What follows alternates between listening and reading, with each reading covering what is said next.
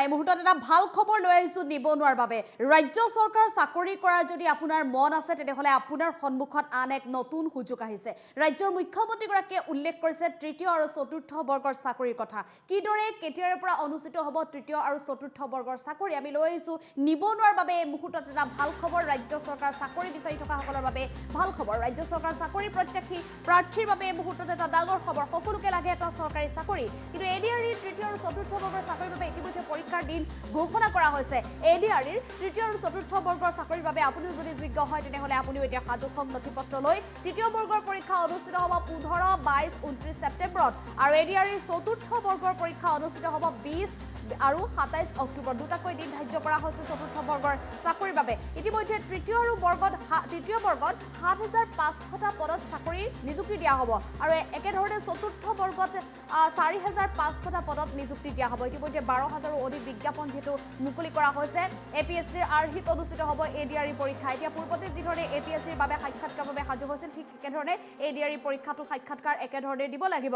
পৰীক্ষাৰ বাবে প্ৰাৰম্ভিক মূল আৰু সাক্ষাৎকাৰ পৰ্বও অনুষ্ঠিত হ'ব। সকলো কথা উল্লেখ কৰি দিয়া হৈছে। ৰাজ্যৰ মুখ্যমন্ত্ৰীগৰাকীয়ে ইতিমধ্যে এই সন্দৰ্ভত মন্তব্য কৰিছে, যিহেতু উল্লেখ কৰিব লাগিব যে ৰাজ্য চৰকাৰ চাকৰি এটা পাবলৈ সকলোৱে বিচাৰে। বহু আচলতে উচ্চ শিক্ষিত বা শিক্ষিত নিবনুৱা যুৱক যুৱতী আছে, ঘৰতে বহি তেওঁলোকে চাকৰি কৰাৰ সুযোগ লাভ কৰা নাই। ইতিমধ্যে ৰাজ্য চৰকাৰখনে লাখে লাখে যুৱক যুৱতীক চাকৰি দিবলৈ সক্ষম হৈছে। ৰাজ্য চৰকাৰে পুনৰ আগন্তুক এই 3টা বৰ্ষত যিহেতু সকলো নিবনুৱা শিক্ষিত যুৱক যুৱতীকে সামৰি লোৱাৰ ইতিমধ্যে এক সংকল্প গ্ৰহণ কৰিছে আৰু এই সংকল্পৰে ইটোৰ পিছত সিটোৰ ৰাজ্য চৰকাৰ বিভাগত চাকৰিৰ বিজ্ঞাপন মুকলি কৰি দিছে। আৰু শেহতীয়াকৈ এডিআৰইৰ যি তৃতীয় আৰু চতুৰ্থ বৰ্গৰ চাকৰিৰ কথা উল্লেখ কৰি আছিলে বা বহু চাকৰি প্ৰত্যাশী নিবনুৱা যুৱক যুৱতীয়ে আশা কৰি আছিলে, তেওঁলোকক এই ভাল খবৰটো দিলে কি ধৰণে পৰীক্ষা অনুষ্ঠিত হ'ব সেই সন্দৰ্ভতো ইতিমধ্যে থুলমূলকৈ মন্তব্য আগবঢ়াইছে মুখ্যমন্ত্ৰীগৰাকীয়ে। উল্লেখ কৰিছে যে এপিএছচিৰ সাক্ষাৎকাৰ যিধৰণে মূল আৰু প্ৰাৰম্ভিক স্তৰত যিধৰণে পৰীক্ষা দিবলৈ সাজু হয় ঠিক একেধৰণে এডিআৰইৰ ক্ষেত্ৰতো সাজু হ'ব লাগিব আৰু সমান্তৰালভাৱে দিনো ঘোষণা কৰিছে। এই সন্দৰ্ভত ৰাজ্যৰ মুখ্যমন্ত্ৰীগৰাকীৰ মন্তব্য আছে, আমি মন্তব্য আগবঢ়াম। আৰু মেইনছৰ পিছত আমি ভাইভা প্ৰক্ৰিয়াৰ মাজেৰে আমি সমগ্ৰ ইণ্টাৰভিউ প্ৰক্ৰিয়াটো সমাপ্ত কৰিম। বিভিন্ন স্থানত গ'লে ছাত্ৰ ছাত্ৰীসকলে এডিআৰইৰ পৰীক্ষাসমূহ কেতিয়া অনুষ্ঠিত হ'ব সেই বিষয়েও মোক প্ৰশ্ন কৰে। আজি আমি সেই বিষয়েও এখন বৈঠক কৰিছিলোঁ। এডিআৰইৰ আসাম ডিৰেক্ট ৰিক্ৰুটমেণ্ট এক্সামিনেশ্যন, যাক আমি চমুকৈ এডিআৰই বুলি কওঁ, এডিআৰইৰ গ্ৰেড 3 পোষ্টসমূহৰ পৰীক্ষা 15, 22 আৰু 29 ছেপ্টেম্বৰত অনুষ্ঠিত হ'ব। মই আকৌ এবাৰ কৈছোঁ যে গ্ৰেড 3 পোষ্টসমূহৰ বাবে ইণ্টাৰভিউ 15, 22 আৰু 29 ছেপ্টেম্বৰত অনুষ্ঠিত হ'ব। এই পৰীক্ষা এইবাৰ লোকসেৱা আয়োগে পতা পৰীক্ষাৰ আৰ্হিত হ'ব।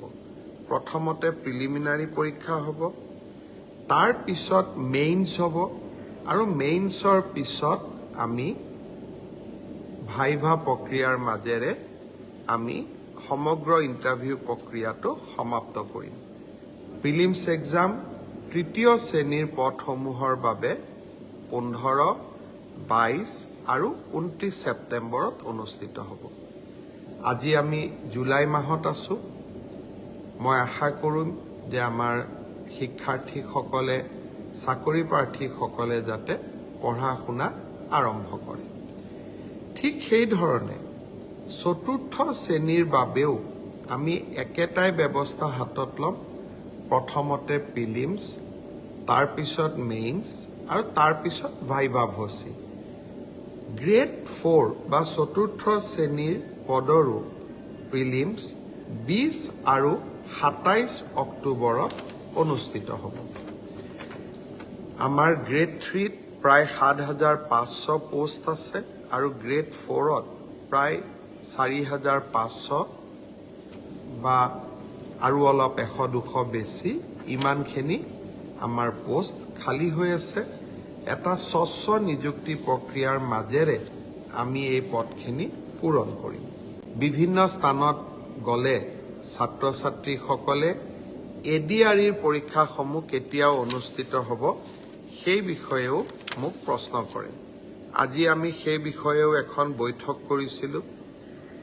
এডিআৰইৰ আসাম ডিৰেক্ট ৰিক্ৰুটমেণ্ট এক্সামিনেশ্যন, যাক আমি চমুকৈ ADRE বুলি কওঁ, ADREৰ গ্ৰেড 3 পোষ্টসমূহৰ পৰীক্ষা 15, 22 আৰু 29 ছেপ্টেম্বৰত অনুষ্ঠিত হ'ব। মই আকৌ এবাৰ কৈছোঁ যে গ্ৰেড 3 পোষ্টসমূহৰ বাবে ইণ্টাৰভিউ 15, 22 আৰু 29 ছেপ্টেম্বৰত অনুষ্ঠিত হ'ব। এই পৰীক্ষা এইবাৰ লোকসেৱা আয়োগে পতা পৰীক্ষাৰ আৰ্হিত হ'ব। প্ৰথমতে প্ৰিলিমিনাৰী পৰীক্ষা হ'ব, তাৰ পিছত মেইনছ হ'ব, আৰু মেইনছৰ পিছত আমি ভাইভা প্ৰক্ৰিয়াৰ মাজেৰে আমি সমগ্ৰ ইণ্টাৰভিউ প্ৰক্ৰিয়াটো সমাপ্ত কৰিম। প্ৰিলিমছ এক্সাম তৃতীয় শ্ৰেণীৰ পদসমূহৰ বাবে 15, 22 আৰু 29 ছেপ্টেম্বৰত অনুষ্ঠিত হ'ব। আজি আমি জুলাই মাহত আছোঁ। মই আশা কৰিম যে আমাৰ শিক্ষাৰ্থীসকলে, চাকৰি প্ৰাৰ্থীসকলে যাতে পঢ়া শুনা আৰম্ভ কৰে। ঠিক সেইধৰণে চতুৰ্থ শ্ৰেণীৰ বাবেও আমি একেটাই ব্যৱস্থা হাতত ল'ম।